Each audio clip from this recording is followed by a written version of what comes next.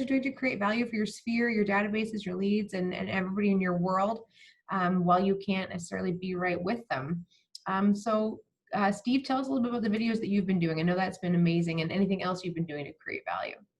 Yeah, so I mean, for myself, like I'm very much a belly to belly person. So when COVID hit, it was a big challenge. So just strategizing and wrapping my head around how to connect with people without that physical interaction. So I think I just got over my fear and said, okay, like stop being afraid of being in front of the camera, treat it like you're talking to somebody, and video was the next best thing. So started doing, I know Claire, you're doing a great job on them as well, the video paneling with third-party businesses, whether it be, restaurant owners or like today we did, what was it, homeopathy or homeopath? I did a homeopath today that we're posting on Monday. And just sort of coming from contribution and helping people, not necessarily always talking about real estate. So the video portion has worked out for me on social media, database, content. I kind of had an opinion at first. I'm not really sure who's watching these.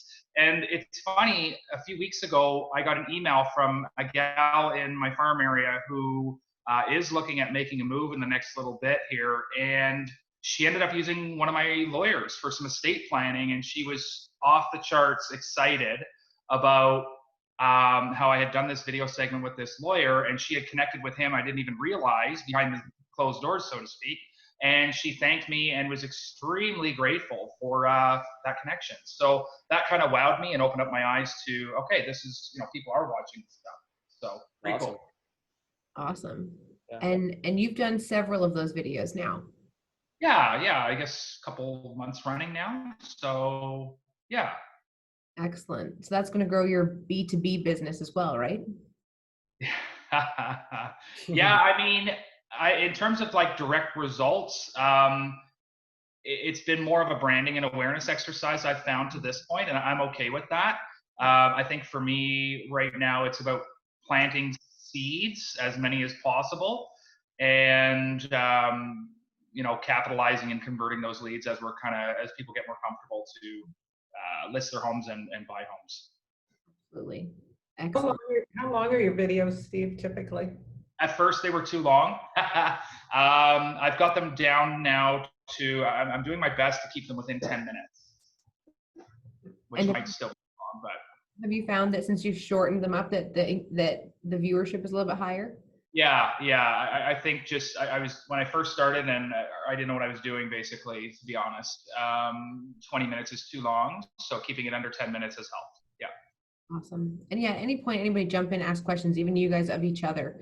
Claire, tell us a bit about what you've been doing to create value for your sphere and your world. So I have never been a belly-to-belly person. I'm a cold caller. So I kind of always had this this approach of sort of creating connections from a little bit more of a distance.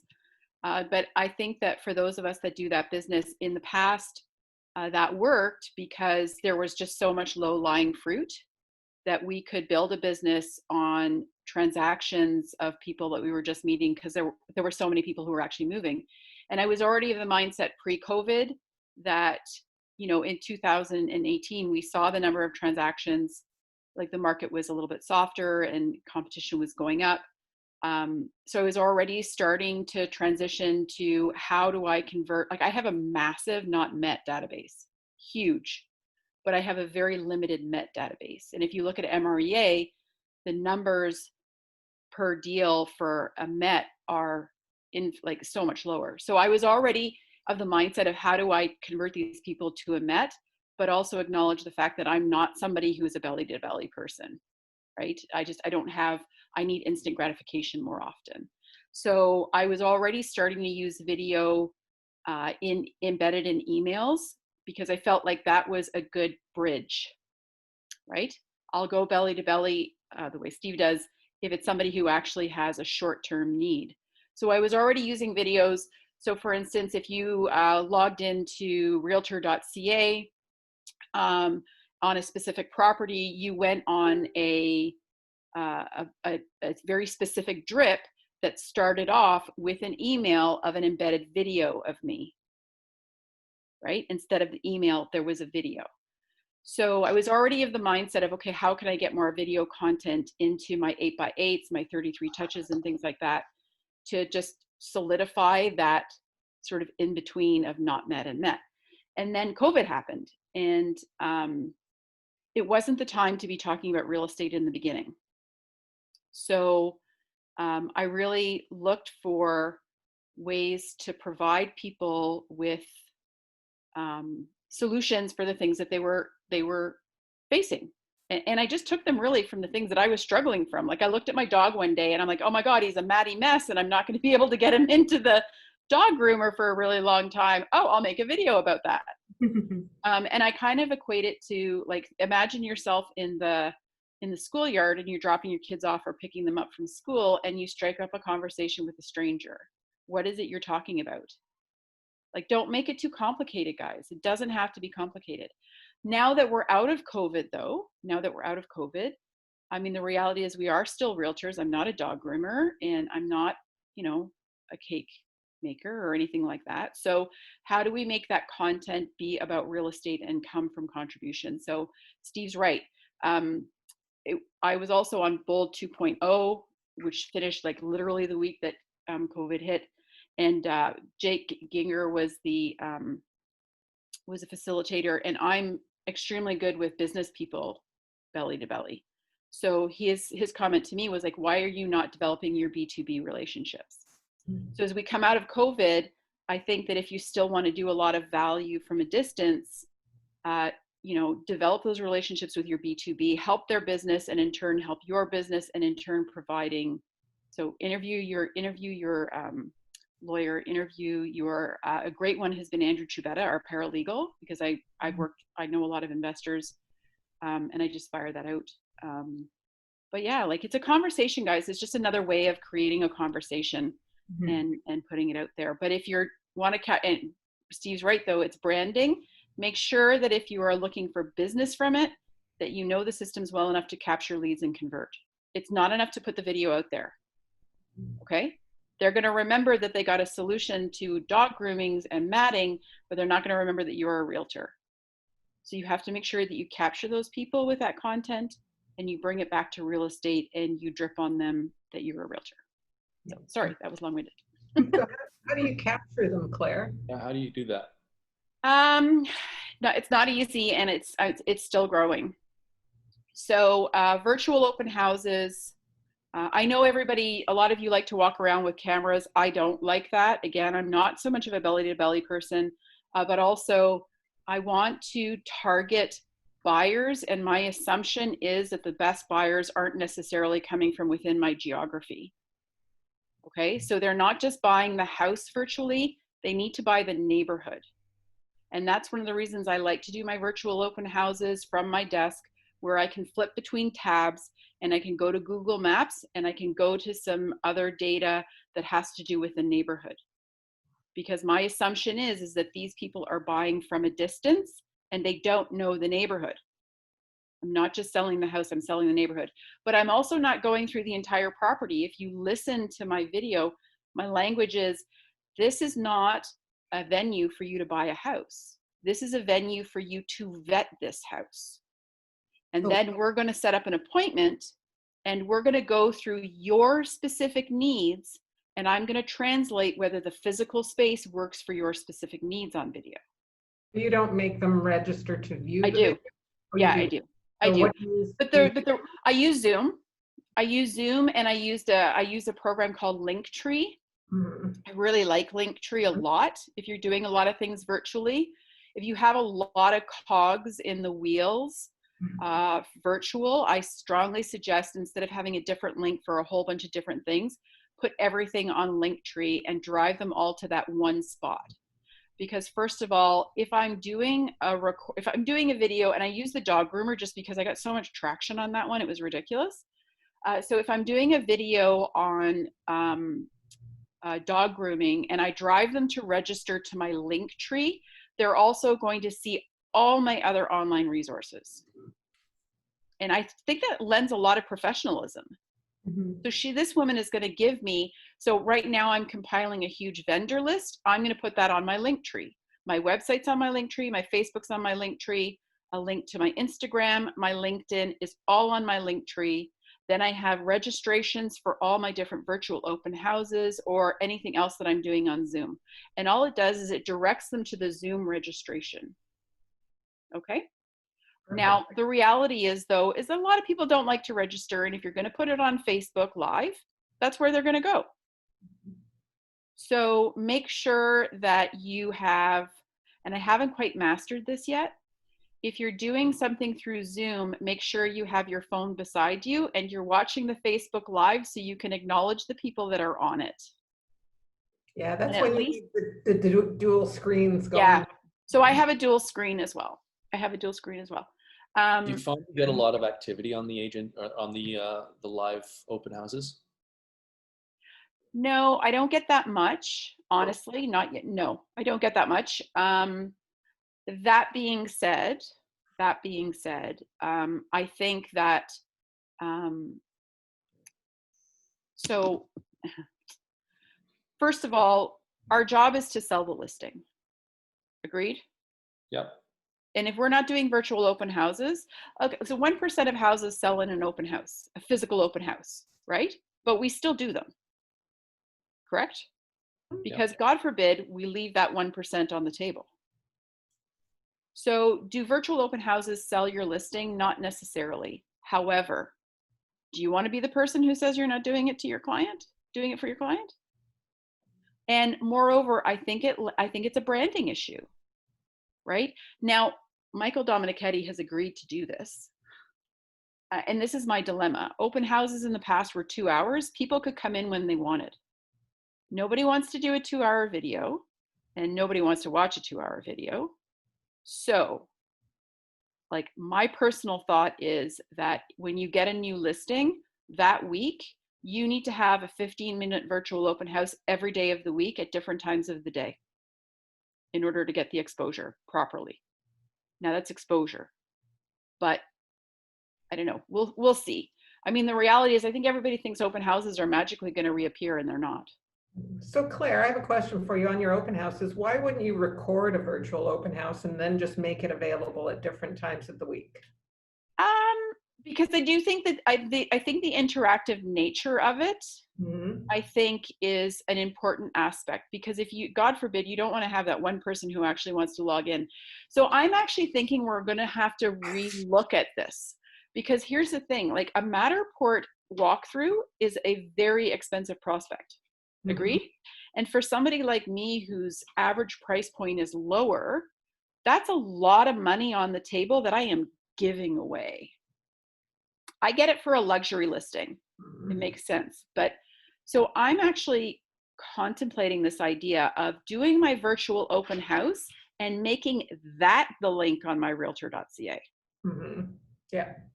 And then saying, in order to get the full virtual open house, you need to register. Have you thought about doing the video of the house and then doing the voiceover on Loom? Again, no, I haven't. No, I've seen that done too, which is pretty cool. Yeah. I like the live interaction though. I really do. Like, I like the idea of if somebody's going to buy a house, like, so I have buyers right now, and they texted me yesterday and they said, we really, really like this house. And because I'm not a belly to belly person, unless I really have to be belly to belly, I wrote to them and I said, okay, I want you to ask yourself, if I'm looking at this picture, if you can walk around that island with 3 kids in the kitchen, because that's small. And they go, oh yeah, I didn't notice that. And I said, exactly, we're not going to see this house. My job is to vet those things out and to see those things that people aren't seeing, right? So if you're walking through a house and somebody says, and this is what the virtual open house, it doesn't address the individual's need. And they say, the lighting in there seems really odd. And I go, well, just a second. And I pan up and I see that there's no pot lights. I can have a conversation with that person. Do you get what I'm saying? So I like the interactive nature of it wherever possible, and I don't want to eliminate the possibility of that interactive nature. But I also, yeah. So I think it's a question of, what are we putting on our listings that we're giving away for free? What are we asking, information are we asking them to register for? And then who are we actually giving of our individual time, which should be showings and open houses, and vetting people that way. That's just my thoughts on that. And I could be totally wrong. Don't get me, I could be totally, absolutely wrong, but we have to, in this new environment, not give away the Matterport unless that listing warrants that kind of investment. You got quite a system around the open houses. That's awesome. Good for you, Claire. Actually, I got it from the lady that Penny brought on from Oakville. He was amazing. The who? Penny had suggested Eric Preston did something for Omdreb about virtual open houses. And I watched it, and I just took the things that I thought were really great. And he was like, Google Maps. Why are we not panning up over the neighborhood on Google Maps and going, look at all this green space, awesome. Right? So I actually, on Google Maps, I will go ahead of time and I'll highlight all the things in the neighborhood that I think are really important. And I have it in a saved search on Google Maps. And then when I talk about the neighborhood, I flip to Google Maps. And I say, okay, and I go, this is here, and this is here, and this is here, and your schools are walking distance, and they can see it. Nice. That's a virtual open house to me. Walking through a house, huffing and puffing as you get up and down the stairs, because I'm 50, that's not a virtual open house. Awesome. Good for you, Claire. Jeff, tell us a little bit about what you're doing right now. To create that. Oh, sorry, go ahead. Where was that? No, I was just going to say that a lot of the virtual open houses that I watch, it seems like it's more about the agent and them looking good on camera than it is about the house itself. So you sort of just flip through it and you're on, you're done. Yeah, I haven't done one yet. Everything I've had that I had listed during actually the heat of COVID sold very quickly.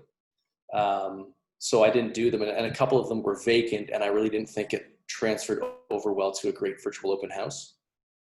So I've a couple listings that are coming up, and I'm going to do a stab at them and see how it goes. Awesome. So tell us about what you have been doing, Jeff, with your database, your sphere, your world, to create value from a distance. Yeah, well, I think I've been doing something like what Steve touched on with a lot of social media. At one reason, I just decided, hey, I suck at social media, so I'm just going to start posting more stuff. So I originally started with just more personal, interactive, like posts, as well as my real estate posts. And I think I was fortunate leading up to COVID that I had done a fair amount of business in the first few months of the year, that I had a bunch of stuff that was sort of already coming through and filtering through, and I could leverage that marketing material through a couple of the slow months. And what I found is when I put my own personal fun, whatever videos out, I got probably 10 times the amount of interaction than my real estate stuff. But as time went by, I'd see that more people who weren't liking my real estate photos started to like them here and there, or make a comment or whatever. And for Red Day, this is the first year I've been with Keller Williams, so I've never really done much sort of giving back. And this year I figured I'd take part in it. And because it was COVID, I usually do like a 24-hour hockey tournament for charity, and I couldn't do it. So I'm like, oh, perfect. We'll just allocate all the money to Red Day. And through those posts, I had 3 people reach out to me, 2 I hadn't seen in over 10 years, 1 since high school. And they all donated. We all got together and we all just talked about, obviously, what was going on, and then real estate. And then they said, man, like, you're so busy in real estate. And really, I didn't really feel like I was all that busy in real estate, but they see all your posts, random posts, and then they comment on that. So in terms of value, I don't really know in what kind of value I'm truly giving those people, other than if I can continue to be a presence in their world and help them when the real estate, comes up, then I can, enact my services.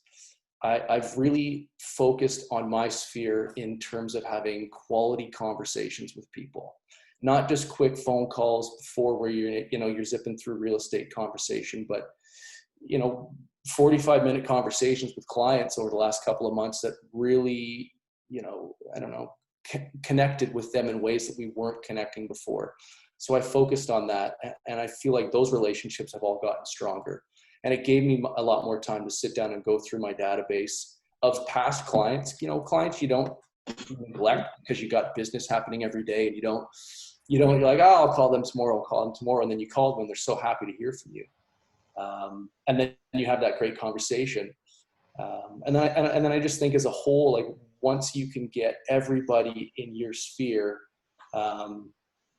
then you can just help them more, and you're bringing them value, even if it's just sale. Because that sale, although it doesn't really help them at the time, but it gives them confidence to use you in the future because they see that you're doing work, so they can refer you to their mom or their dad or their uncle with confidence, and then you can help more people. But I haven't tracked any of it. I don't really know. I'm just kind of go by the seat of my pants. And I don't know.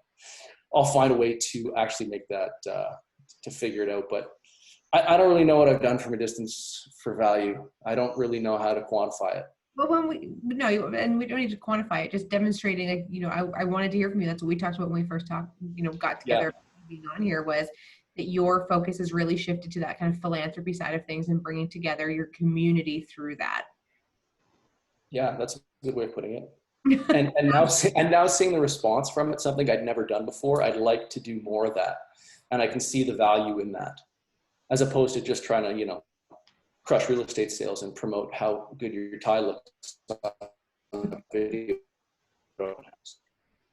Fair enough. That's awesome. Thank you guys for sharing that. So what we've talked a little bit about this kind of on the open house front, and Jeff, in terms of what your community has, how you've been received through all of this. What was the response that you're hearing from the people who are engaging with you through the different things that you're doing? They really, I got a lot of feedback from the philanthropy type stuff in a positive way. In terms of the real estate, I just had a lot more interaction now that I'm doing both Jeff Donovan and Jeff Donovan real estate stuff. I guess it makes you more humanized, and they feel like they can engage with you a little bit more. Mm-hmm. And once you open up, once someone makes a comment and you can break down those barriers and start to joke around or have that conversation, even on social media, it seems like it opens up a new sphere and world for them to start interacting, and then they start interacting with their friends about you or whatever it is that you're doing, and all of a sudden you seem to have more eyes on you than you would prior to not engaging in these ways. Absolutely, that's awesome. Steve, what have you found from a response perspective and an engagement perspective? Yeah, I mean, I've found that it's been receptive by people. Like people have been, we've been doing quite a bit of email blasts out through our database and with some of our video content and whatnot. And people are replying back or texting back, not in huge numbers, but here and there, people that, oh, okay, like I haven't talked to them in a few months, like seeing some engagement via email and text, which is great. So yeah, I've been happy with that. So you're hearing from some people who don't normally engage back with you? Yeah, exactly. Like we do for our farm area, we have a newsletter content that goes out with now video baked into it. So I've seen some positive momentum with our reader stats, people that are going in and engaging with the video and actually opening it. I can see all the views and whatnot. So I've seen a huge uplift in people that are looking at our content comparatively to before, when it was just sort of, text and diagrams and that sort of thing, right? So yeah, so I know also BombBomb, it's not a new technology by any means, but looking at that as a something to implement moving forward to connect with people again, with the absence of that face-to-face component for me, which I miss. That's one of the next best things that we're kind of looking at. So before you jump into BombBomb, we'll double check with Robert Chatterton on this. I'm pretty positive. I heard that the command email platform that's coming out in a couple weeks is going to have video integration in it. Okay. I'm pretty positive that's what I understood. So I think you're right, Tenleigh.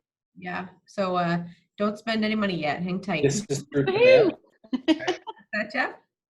This is through command. That's right. Yeah. Awesome. Very cool. Yeah, so you're going to want to hang tight for that. Don't go spending your hard-earned dollars quite yet. Good to know. And yeah, exactly. I'm glad that came up. And Claire, so tell us what the response, when you talked to us a little bit about the response you're getting on the consumer side, what's the response you're getting from sellers from the so the first virtual open house I did was a listing that was just before the market broke down, and I did do the walking through with the phone. And I have to say, my clients, their son got in and he asked questions, and I've had sellers on a virtual open house and they're like, oh, that's behind that closet, because I'm like, where's the panel? And they'll say it's behind that closet. And so the sellers really like it. They like to know that we're going above and beyond and creating solutions for them. So I think it gives them a lot of confidence, whether it sells the listing or not, and whether you're getting leads or not. I think it gives a lot of people are nervous. How am I going to sell my home in this? And I have to sell it. And it just gives them confidence that you're going above and beyond. So in that respect, I think it's really great. One of the things that I did was I set a goal to reach out to my Facebook friends, so many a day during COVID, because I was like, these are people, like, I never talked to them. And it literally just, it starts off with, I'm taking this time when the market is kind of slow to reach out to my Facebook friends and find out, who you are, and start a conversation. And that's actually been really great. Because I'm meeting people and opening up opportunities that I've never had before, whether it's B2B or not. And I'm removing people from my Facebook friends as well. Saying, why do I have you as a friend? You live in Wawa Shibugamu, and this makes no sense whatsoever. Also, just now I'm going to get really pragmatic about it, but the virtual open houses and the videos that you're doing on social media, if that's where you're doing it, it increases your exposure through algorithms. You need to know that when you're posting a listing that you have on a page that has no followers is not going to do diddly squat. So you need to, I took the opportunity to improve. I track the number of followers and likes I have at the beginning of every week, because I want to see those numbers of followers coming up, not necessarily because it's going to convert to a sale today, but it means that when I have a listing down the road, I have a captured audience that is going to help that listing sell. So, creating that momentum through social media, if that's again how you're doing it virtually, it lends to a great job down the road. And you see some of these really big agents, and that's what they're doing, right? And I think that again is that's part of our job. It's part of our job. No different than paying for ads in newspapers were 10, 15 years ago. Our jobs are going to be very social media based. And if we do not have a following through social media, our clients' homes are not getting the exposure that we're promising them. So got to build it, guys. Got to build it. Whole class on that alone. Oh yeah, absolutely. And John Van Geest is a really great example. I mean, he's somebody who has a massive following of people. And why does he have that massive following? And he has that massive following because he's authentic. He talks about his life, and he talks about his job as a realtor. And does it sell the home? Who knows? But at least he's got this captured audience, and you have got to build that, guys, or you're not putting stuff on your page is not going to count for diddly squat. Watch, we're going to put you on the calendar for July. It's going to be called How to Build a Following on Social Media. It's going to be Claire and John. Oh, I just started. No. I don't have anywhere near John's credibility. I just started. At COVID, I was like, how am I going to sell? I had 2 listings. How am I going to sell these houses?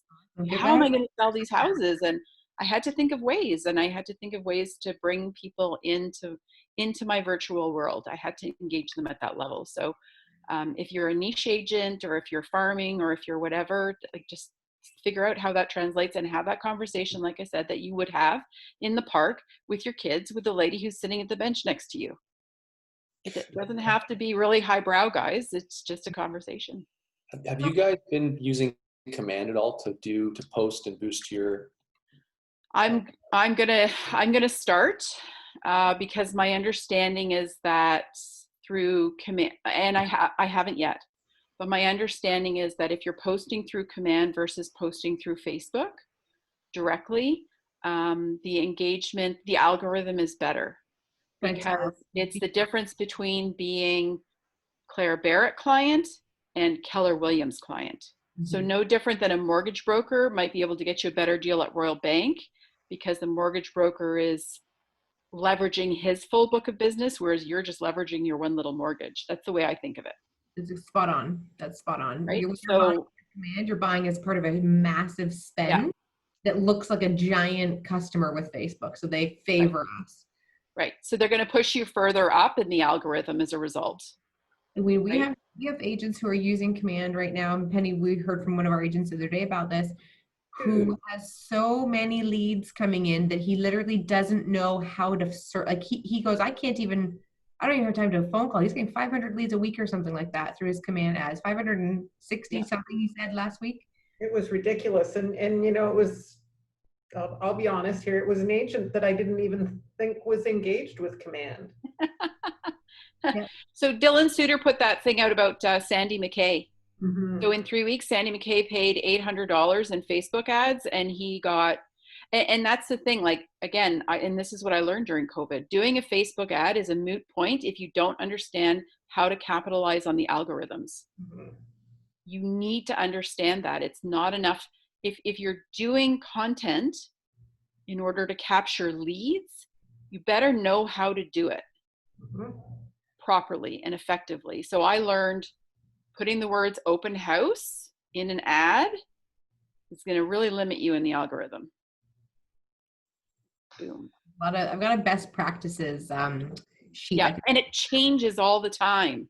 Yeah. They change it all the time. And while we're on that note, and we'll move on from this in a second, Justin Loncarrick said it the other day in our internal Facebook group. He said, I treat every Facebook ad through command that I do as a test for the next one, because it's constantly going to be evolving what a consumer is going to be responding to. So that's right.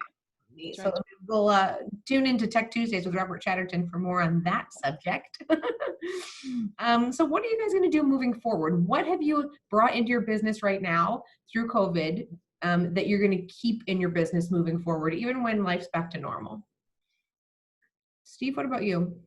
I think for me, I've been doing quite a few video consults through Zoom during the qualification process for both sellers and buyers, and setting the tone that way. And I think as well, you know, the video walkthrough, I've been doing that a little bit to streamline the process for buyers when we're trying to pick out property. So I think that will stick for us for sure. So fantastic. That's what I had noted here. Yeah. Excellent. Jeff, what about you? What have you done differently over the last, 3 months that you're going to keep doing? Been that long, eh?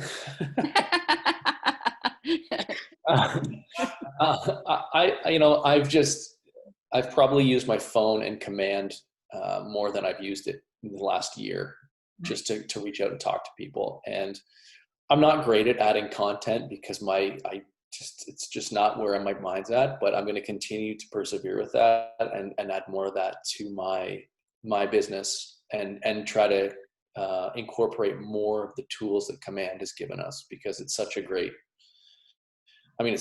friend. I have an awesome CRM that I still use because I haven't fully transferred over, and it gives me a monthly newsletter, but I'd like to completely get rid of that and just be on one thing I've noticed though is that newsletters had even more engagement. I'm more involved in my social media. I'm getting more replies, more, oh, great tip, all that kind of stuff. So obviously it just works as a giant vacuum together and everything. But yeah, technology is the future for us. We got to find a way to utilize it. Absolutely. I sat down with a client yesterday for a potential listing, and he is developing software for virtual reality walkthroughs. He's already got it, and he's going to start pitching it to all the new condo developers and whatnot, so that you don't even have to visit. You can just put the technology on, and there's your unit. He can change, the lights, time of day, everything like that. Cool. It's crazy. And Jeff, one of the things you can do on command through PieSync is connect a lot of different database providers to your command so that you can have them speak to each other? Okay. I'm on follow-up, boss, and I PySync to command. Okay. It's fantastic. Makes it a lot simpler. Mhm. And they can, yeah, they go by. I love when a class turns into just a command advertisement and I can ask it to. This is amazing. But yeah, you can have them talk to each other, so you share data back and forth between the two systems, so you're never without your information. Who did I miss? Claire. Okay. I'll do that. Or Jeff? I honestly, like, this business is all about talking to people in one way, shape, or form. And I think that I heard a really great quote from an interview somebody did. And the conversation was, if your business is flailing through COVID, it's because of the work you didn't do 3 months before it even hit.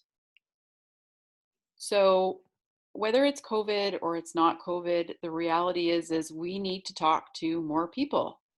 And given that the number of transactions are going down, we need to talk to even more than that. So I'd say doubling down on your lead gen, doubling down on your follow-up. Those are really the key things. And the doing it through a distance or doing it through social media or doing it across BombBomb, those are just the tools. And I think that we all just need to decide which tools we feel comfortable with and do more of that. Amen. And I do think one thing though that I did, if I'm going to be more specific and less philosophical about it, because of everything that was going on, I tracked the stats every single morning, which I wasn't doing before. And I find that whenever I'm having a conversation, if you're not somebody who knows their stats, especially in a market that is turning on a dime the way this one did, or is changing every week, or some rule is changing all the time, no different than the last ad is proof of what you need to use for the next ad, and you're constantly changing, your stats are the same thing. So CMHC comes out and says that, CMHC comes out and says that they're going to make the stress test more difficult. You need to know what that means for the stats over the next 2 weeks, because in this environment, 2 weeks later, they come out and the 5-year CMHC mortgage hits a record low, and that's changing it.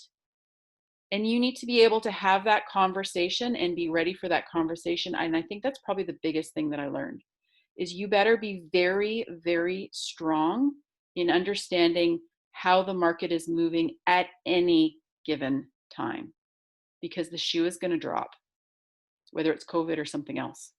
And you need to be on top of it. Gary calls that becoming the local economist of choice. Yeah, I guess. I just, like 1 week you've got I've been, the stat that has been staggering for me has been the percentage of sales that are selling over asking. Mm-hmm. I look at that stat every day and I literally, my jaw hits the floor. I can't get over it. It's mind-boggling.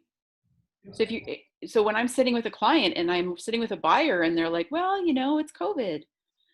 The market's 70% lower. And I go, yeah, but the number of houses that are selling over asking has more than doubled. So what does that mean for you? How are we going to approach this? How are we going to do it? So I think that's one of the micro things that I got. But at the end of the day, we're all about connections, and you need to decide how you're going to do it. And you need to do it twice as much, because there are half the number of listings out there, guys. Absolutely. Love it. Preach, girl. Okay, last question for me, and then we'll see if anybody who's with us has any questions. What is the next level for you guys? So each of you, what is the next phase of giving value from a distance? What is the next thing you're going to take on that you're going to implement as value for your spheres, your databases, your leads? All right, I'll go first. One thing we're working on right now is a trade services guide. So we're in the middle of soliciting past clients right now for whether it be electricians, plumbers, roofers, anything like that. And we're actually branding a guide in digital and hard copy format, just to give back to our past clients and have as a reference point in our new seller guide and listing presentation that we put together as well. So that is one thing that we'd like to give back there to people that have worked with us in the past. Great idea. It's a great piece to add to your pre-closing kit too. Yeah, for sure. So good job, Steve. Jeff? It's a good conversation to have with every one of your clients. Hey, I'm looking at beefing up my my construction book. Give me all your guys. I think I'm just going to focus, the philanthropy portion this year taught me a lot, and it's taught me a lot in the past, but this year was pretty eye-opening because I did it on my own with Red Day, obviously, or with Keller Williams, but I did it on my own as opposed to being involved with a group.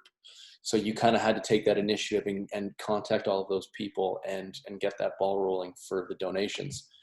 And I mean, I thought we did a pretty good job, but I'm going to continue to add more of that stuff into my network, because even the people, or my plan, because even the people that I connected with on that day, or those 3 days actually that I drove around and collected food, they all actually had friends with them, and they're like, oh, next time shoot me a text and let me know so that I can give you a can too. And I'm like, fantastic. So it's just picking that up and just reaching out through my whole network, as opposed to just, the 20% that you're real comfortable with, that you can go, hey, I need a favor. And then trying to capitalize and utilize that for the greater good. And I know that, the more that we do for everybody, the better it'll be for us individually too. And then that's not the reason you do it, but it's just, that's what I'm going to capitalize on or focus on with my business. Good job. Awesome. And Claire, last word. Wow, this is a tough one. So I'm really contemplating how to develop online networking. So, because I have never been a belly to belly person. I just talk to a lot of people, and then I don't have really very deep relationships with the people that I do talk to. And I know that I need to push that.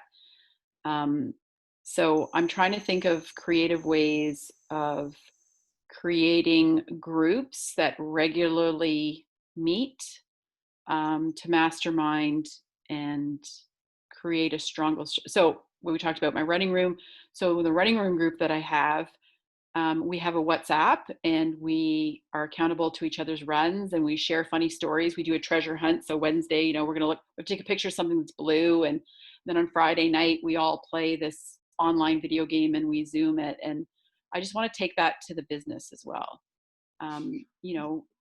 Organizations like the Rotary and everything, those are all great, but they can't even meet right now. So maybe just trying to find ways to create virtual networks more effectively and stay in touch with them. And clean up my friends and clean up my Facebook friends. Clean up my Facebook friends. 4,000 Facebook people that I never met. So just reach out to them. I say too, I've every day this year is the first time I've ever gone. Every day I wake up, and before I get up, I sort of go through all the happy birthdays, and everyone whose birthday this year, I've put a post on their Facebook page. It's the first time I've ever done it. And then we talked about this too, but we'll next year maybe I'll send them a private message, or we'll add it up to ramp it up to another level. You don't have to wait till next year. You can start tomorrow. Yeah. I have a trick for you guys for your vendor lists. What's that? So every time I see a vendor request anywhere on Facebook, I simply click on three little dots at the top of the post. I click there and I say save the post, and then I have a category vendors. And that way, whenever somebody says to me, are you looking for a vendor? I just go into my saved lists and I can see all the posts for every vendor that has ever been recommended. Sure. And so I'm actually gonna, again, through my link tree, I'm not hiring my daughter, but I'm seconding her time, and I'm gonna have her go through, and I'm gonna have her make lists of all of these. and I'm going to put it as a link on my link tree. Clever. I like that. Nice idea. That's like the But I just, like, shortcut. literally every time I see one, I save it.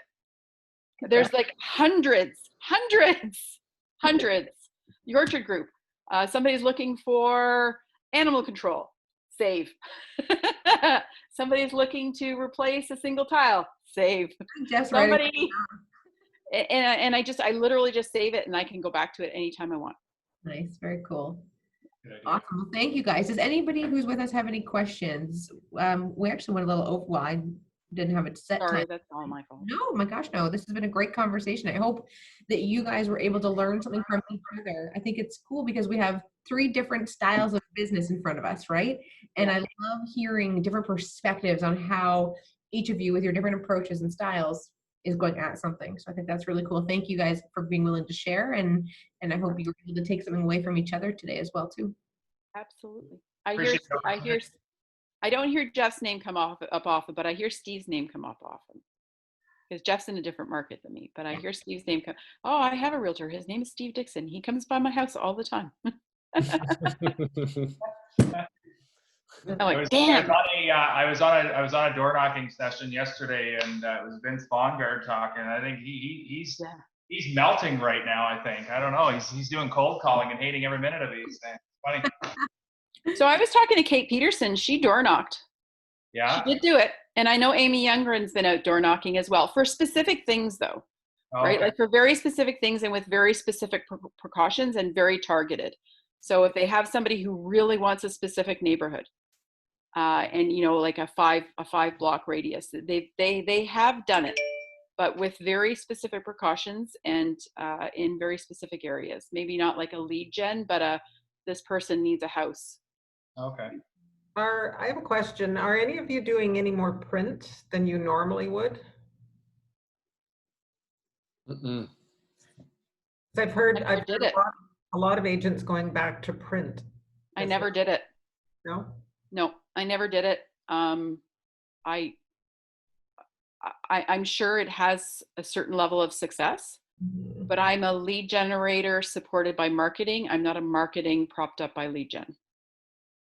Are you guys putting a lot of print in your listings right now? Like, are you still doing big flyers, or has COVID eliminated that for you completely? I would just attach the flyer to the listing. I'd still do the flyer, but I wouldn't print it. Right. So there's no actual physical sheet in the, yeah. No. Guess that goes into my Matterport money. Well, listen, guys, like my average price point is like 500,000. Like that Matterport, that's a big chunk of money for me. Yeah.